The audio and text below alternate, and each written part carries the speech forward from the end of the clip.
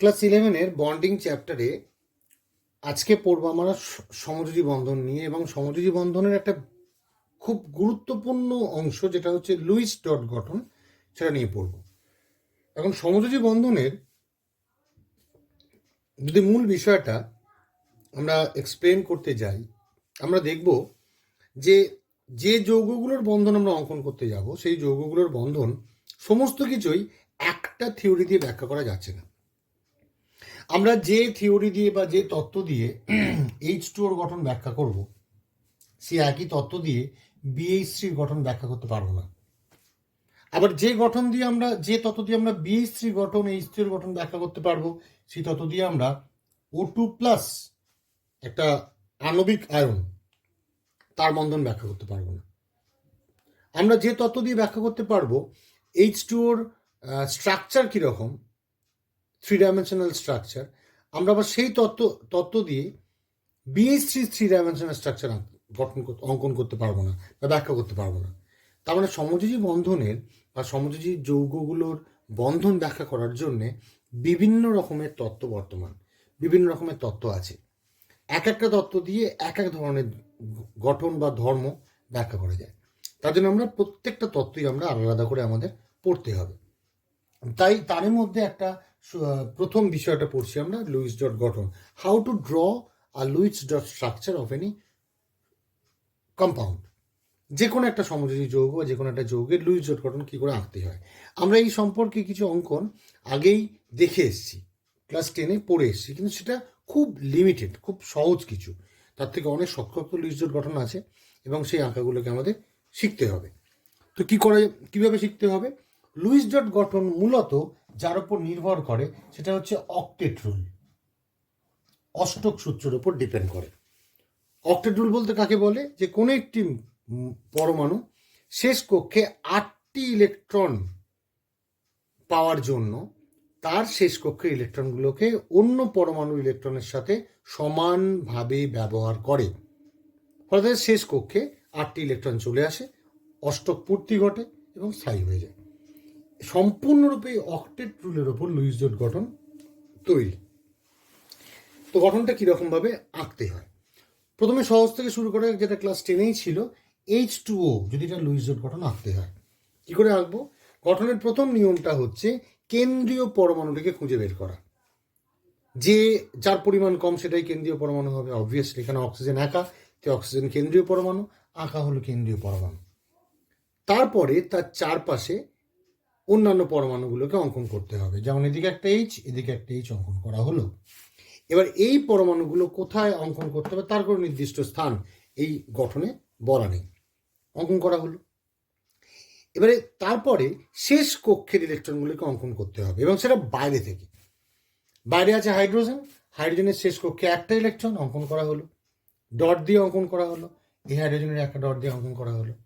অক্সিজেনের শেষ কক্ষে 6টি ইলেকট্রন, সেই 6টি ইলেকট্রনের মধ্যে একটি ইলেকট্রন এই হাইড্রোজেনকে দেবে, একটি এই হাইড্রোজেনকে দেবে, বাকি 4টে পড়ে এলো, সে দুটো নিজের কাছে রাখবে। আঁকা হয়ে গেল ইলেকট্রনগুলো। এইবার অরবাইটালগুলো বা কক্ষগুলো অঙ্কন করতে হবে, যাতে শেষ কক্ষে 8টি ইলেকট্রন সম্পূর্ণ হয়। তো হাইড্রোজেনের ক্ষেত্রে তো 2টি ইলেকট্রনই সেটা স্থায়ী হয়ে যায়, তার কোনো কক্ষ নেই। তাই হাইড্রোজেনের ক্ষেত্রে 2টি ইলেকট্রন আঁকার জন্য 2টি ইলেকট্রনকেই অন্তর্গত করে দেওয়া হলো। এর ক্ষেত্রেও তাই। এবার অক্সিজেন অষ্টক পূর্তি করবে, নিজের 6টি আছে, তাহলে 2টো হাইড্রোজেন থেকে 2টো নিতে হবে। তাই এই 2টো ইলেকট্রন সমেত অক্সিজেনের কক্ষটি অঙ্কন করা হলো। এই হয়ে গেল লুইস ডট গঠন। লুইস ডট গঠন যখন অঙ্কন করতে দেবে, তার সঙ্গেই লাইন স্ট্রাকচার রাখতে হয়, মানে ইলেকট্রনগুলোর পরিবর্তে স্ট্রেট লাইন দিয়ে অঙ্কনটা করতে হয়। লাইন স্ট্রাকচারের নিয়মটা হচ্ছে, এক জোড়া ইলেকট্রনের জন্য একটি লাইন আঁকতে হবে, 2 জোড়া ইলেকট্রনের জন্য 2টি লাইন অঙ্কন করতে হবে, সেরকম 3 জোড়ার জন্য 3টি লাইন অঙ্কন করতে হবে। কোনো সময় দেখা যায় যে একজন 2টি ইলেকট্রন দান করেছে কিন্তু অন্যজনের কাছ থেকে ইলেকট্রন নেয়নি, সেক্ষেত্রে ডাবল হেডেড অ্যারো, এইভাবে ফুল অ্যারো দিতে হবে।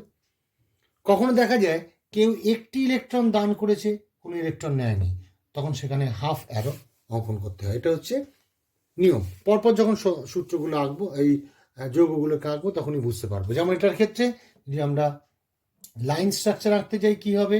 OH এর মাঝখানে এক জোড়া ইলেকট্রন মানে সিঙ্গেল বন্ড, এখানে এক জোড়া ইলেকট্রন মানে সিঙ্গেল বন্ড। এই হয়ে গেল লাইন স্ট্রাকচার।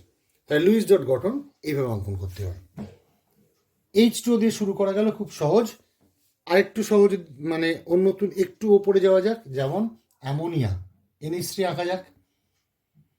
নাইট্রোজেন, তিন দিকে তিনটে হাইড্রোজেন আঁকা হলো। এবারে ইলেকট্রনগুলো সবসময় বাইরে থেকে অঙ্কন করতে হবে।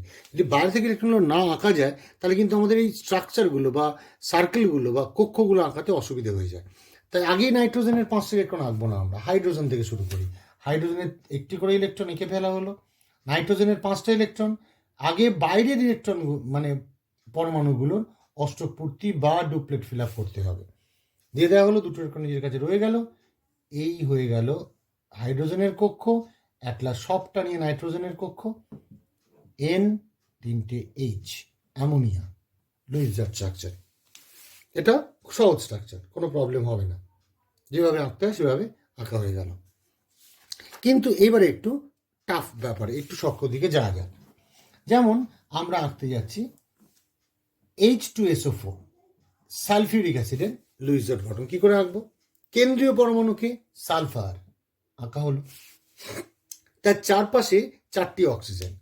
অ্যাসিডের ক্ষেত্রে, স্পেশালি অক্সি অ্যাসিডের ক্ষেত্রে দেখা যায় তার ক্ষারগ্রাহিতা যত, তত পরিমাণ হাইড্রোজেন অক্সিজেনের সঙ্গে থাকে, তত পরিমাণ হাইড্রোজেন অক্সিজেনের সঙ্গে থাকবে। যেমন H2SO4 এর ক্ষারগ্রাহিতা 2, তাহলে দুটো হাইড্রোজেন থাকবে উইথ অক্সিজেন। তাই সালফারের চারপাশে প্রথমে 4টি অক্সিজেন আঁকা হলো, 4টে অক্সিজেন এবং 2টি হাইড্রোজেন যে কোনো 2টি অক্সিজেনের সঙ্গে এঁকে দেওয়া হলো। তাহলে প্রথমে পরমাণুগুলোকে অঙ্কন করা হবে, এবার ইলেকট্রনগুলোকে অঙ্কন করতে হবে। কিন্তু কিভাবে অঙ্কন করব? বাইরে থেকে। সব থেকে বাইরে কে আছে? হাইড্রোজেন আছে, তার নিজের একটি ইলেকট্রন এঁকে দেওয়া হলো। তারপরে কারা আছে? অক্সিজেন। এইবারে ভালো করে লক্ষ্য করা যাক কিভাবে অক্সিজেনগুলোকে আঁকবো। এই অক্সিজেনটার ক্ষেত্রে দেখি, অক্সিজেনের শেষ করে কটা ইলেকট্রন? 6টি ইলেকট্রন। 2টি ইলেকট্রন অক্সিজেনের দরকার। সমযোজী বন্ধনের নিয়ম অনুযায়ী যে 2টি ইলেকট্রন যদি দরকার পড়ে তাকে 2টি ইলেকট্রন নিজেকেও দিতে হবে। তাই অক্সিজেন কি করলো? সালফারকে 2টো ইলেকট্রন দিয়ে দিল, সেটাকে আমরা ডট দিয়ে ক্রস দিয়ে আঁকলাম। সালফারকে 2টো ইলেকট্রন দিয়ে দিল, কারণ লাগবে, তাই সালফারকে 2টো ইলেকট্রন দিল, দিয়ে নিজের আর 4টে ইলেকট্রন নিজের কাছে রেখে দিল। তাহলে বোঝা গেল এই অক্সিজেনও সেম, এর 6টা আছে, 2টো লাগবে, তাই সালফারকে 2টো দিয়ে দিল এবং বাকি 4টে নিজের কাছে রেখে দিল। এই অক্সিজেন, এরও 6টা, 2টো লাগবে, কিন্তু হাইড্রোজেনের থেকে অলরেডি একটা পেয়ে যাচ্ছে, তাই হাইড্রোজেনকে একটা দিল, বাকি একটা দরকার, সেই একটার জন্যে সালফারকে একটা দিল, নিজের 4টে নিজের কাছে রেখে দিল। তাহলে এর 6টা অঙ্কন আর এর 6টা অঙ্কন কিন্তু আলাদা রকমের। যেহেতু এই অক্সিজেন একটি হাইড্রোজেনের থেকে পাচ্ছে, তাই হাইড্রোজেনকে একটা দিল, আর একটা দরকার, কারণ হাইড্রোজেন থেকে একটা পেয়ে গেছে 7টা, আর একটা দরকার, তার জন্য একটি ইলেকট্রন সালফার থেকে নেবে বলে সালফারকে একটা দিল। এই অক্সিজেনও তাই, এর থেকে একটা পাবে বলে একে একটা দিল, এর থেকে তাহলে একটা দরকার, তাই সালফারের কাছে একটা দিল, বাকি 2টো নিজের কাছে রেখে দিল। এইভাবে আঁকলে আমাদের ইলেকট্রনগুলোর পজিশন ঠিক করে আঁকা যায়। এবার সালফার যে সেন্ট্রাল, সে তার অষ্টক পূর্তি দেখে না, সে যত ইলেকট্রন অন্যদের দরকার তাদেরকে দিয়ে দেয়। নিজের 6টা ইলেকট্রন আছে সালফারের, একে 2টো লাগবে, 2টো দিয়ে দিল, এর 2টো লাগবে দিয়ে দিল, এর 2টো লাগবে, একটা লাগবে দিয়ে দিল, এর একটা লাগবে দিয়ে দিল, 1 2 3 4 5 6 আঁকা হয়ে গেল। এইবার আমার কক্ষ অঙ্কন, বাইরে থেকে শুরু করা যাক। সবসময় সব বাইরে থেকে শুরু করতে হবে। হাইড্রোজেন, হাইড্রোজেন, এবার অক্সিজেনগুলোর কক্ষ। এই অক্সিজেনের 8টা হয়ে গেল, এই অক্সিজেনেরও 8টা হয়ে গেল, এই অক্সিজেন সবটা নিয়ে 8টা হলো, এই অক্সিজেনেরও সবটা নিয়ে 8টা হলো। এবার সালফার, সালফার যখন ইলেকট্রন নেবে তখন বাইরে থেকে, নিজের 6টা আছে, বাইরে থেকে 2টো দরকার। এখানে 2টো স্কোপ আছে, আইদার নিজের 6টার সঙ্গে এই অক্সিজেন থেকে 2টো নিয়ে নিল, বাকি কারো কাছ থেকে নেবে না, অর এটা হতে পারে এর থেকে 2টো নিল, বাকি কারো কাছ থেকে নেবে না। এটাও হতে পারে এর থেকে একটা নিল, এর থেকে একটা নিল, বাকি এদের থেকে নেবে না, যা ইচ্ছা হতে পারে। এখন প্রশ্নটা হচ্ছে কি হবে, কার থেকে নেবে সালফার? 2টো। নিয়ম অনুযায়ী লুইস ডট গঠন, লুইসের মত অনুযায়ী যেখান থেকে কম সংখ্যক ইলেকট্রন পাওয়ার কথা আগে সেখান থেকে নেবে, 2টো নেওয়ার থেকে একটা নেওয়াটা সুবিধা। তার জন্য সালফার আগে এর থেকে একটা নিল, তারপর এর থেকে একটা নিল, তার অষ্টকপূর্তি হয়েই গেল, কারণ 6টা আছে, 2টো লাগবে, তাই 2টো পেয়ে গেল, অষ্টকপূর্তি হয়ে গেল। তার জন্য সালফার বাকি অক্সিজেনগুলোর থেকে কোনো ইলেকট্রন নেবে না, এই জন্য আমরা সার্কেলটা মিডিল দিয়ে আঁকলাম। তাহলে সালফার ওদের ইলেকট্রন দিয়েছে অক্সিজেনদের, কিন্তু তাদের থেকে নেয়নি, কারণ অলরেডি একটা পেয়ে গেছে 2টো এবং নিজের অষ্টকপূর্তি হয়ে গেছে। এটা হলো H2SO4 এর Luis dot structure. Line structure যদি আঁকি ভালো করে লক্ষ্য করা যাক, sulphur, oxygen, oxygen, oxygen, hydrogen, hydrogen. এখানে OH এর মাঝখানে এক জোড়া ইলেকট্রন, সিঙ্গেল বন্ড, এক জোড়া ইলেকট্রন, সিঙ্গেল বন্ড, এক জোড়া ইলেকট্রন, সিঙ্গেল বন্ড, এখানেও এক জোড়া সিঙ্গেল বন্ড। এখানে দেখা যাক ইলেকট্রন আছে 2 জোড়া, কিন্তু ডাবল বন্ড নয়। কেন? কারণ এক্ষেত্রে সালফার নিজে ইলেকট্রন 2টো অক্সিজেনকে দিয়েছে, অক্সিজেন থেকে ইলেকট্রন সে নেয়নি, তার মানে সালফার থেকে ডোনেট হয়েছে। এই জন্য সালফার থেকে অক্সিজেনের ফুল অ্যারো দিতে হবে, কারণ 2টো ইলেকট্রন ডোনেট করেছে। এই যে ডাবল ইলেকট্রনের জন্য ফুল অ্যারো, এখানেও তাই, ফুল অ্যারো দিয়ে দিলাম। এটা হলো all about Luis dot structure of H2SO4। Next আরেকটা দেখা যাক নতুন ধরনের, যেটা হচ্ছে PCl5, ফসফরাস পেন্ট্রাক্লোরাইড। কীভাবে রাখবো? সেম জিনিস, পিটা মাঝখানে, 5টা ক্লোরিন 5 দিয়ে এঁকে ফেলে যাক, আঁকা হয়ে গেল। ইলেকট্রন ফিল আপ অলওয়েজ বাইরের থেকে, ক্লোরিন বাইরে আছে, ক্লোরিনের কটা ইলেকট্রন থাকে শেষ কক্ষে? 7টা ইলেকট্রন। 7টার জন্য তাহলে একটা লাগবে, তবে 8টা হবে। কার থেকে পাবে? ফসফরাসের থেকে পাবে, তাই ফসফরাসকে একটা ইলেকট্রন দেবে, এই দিল, বাকি 6টা নিজের কাছে রেখে দিল। সিমিলারলি সব ক্লোরিনের ক্ষেত্রেই তাই।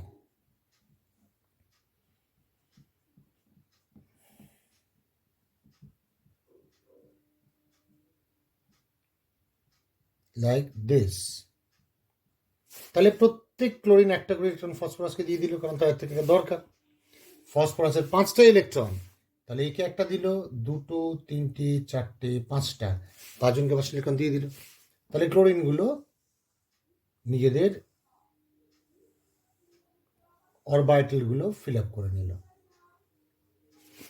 এবারে ফসফরাসের ইলেকট্রন ফিল আপের ব্যাপার, নিজের 5টা ইলেকট্রন আছে, 2টা দরকার আর মাত্র 3টে, কিন্তু এখানে 5টা ক্লোরিনকে 5টা ইলেকট্রন দেওয়ার ফলে তাদের থেকেও কিন্তু 5টা ইলেকট্রনই পাবে, তাহলে 10টা হয়ে যাবে।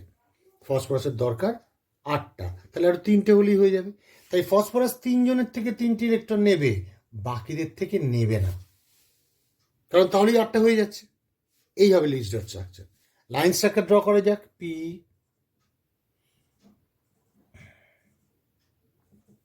এখানে ক্লোরিন, এখানে এক জোড়া ইলেকট্রন, সিঙ্গেল বন্ড, এক জোড়া ইলেকট্রন, সিঙ্গেল বন্ড, এক জোড়া ইলেকট্রন, সিঙ্গেল বন্ড। এখানে দেখা যাচ্ছে কি ফসফরাস একটা ইলেকট্রন দিয়েছে কিন্তু ইলেকট্রন নেয়নি, তাই হাফ অ্যারো। এই যে একটা ইলেকট্রনের জন্য হাফ অ্যারো, এখানেও হাফ অ্যারো।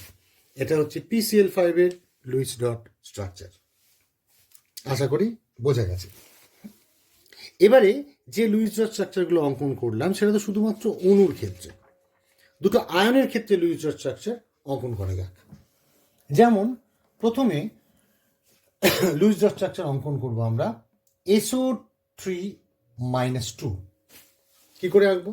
নিয়ম হচ্ছে নেগেটিভ অ্যানায়নদের যখন লুইস ডট স্ট্রাকচার আঁকতে হয় তখন মাইনাস চার্জগুলো অলওয়েজ বাইরের আয়নে দিতে হয়। মাইনাস চার্জ মানে অতিরিক্ত ইলেকট্রন, সেটা সবসময় বাইরের পরমাণু নেয়, তাই বাইরের পরমাণু যে থাকবে সেখানে রাখতে হবে। আর প্লাস হলে সেটা কেন্দ্রীয় পরমাণুর মাথায় বসবে।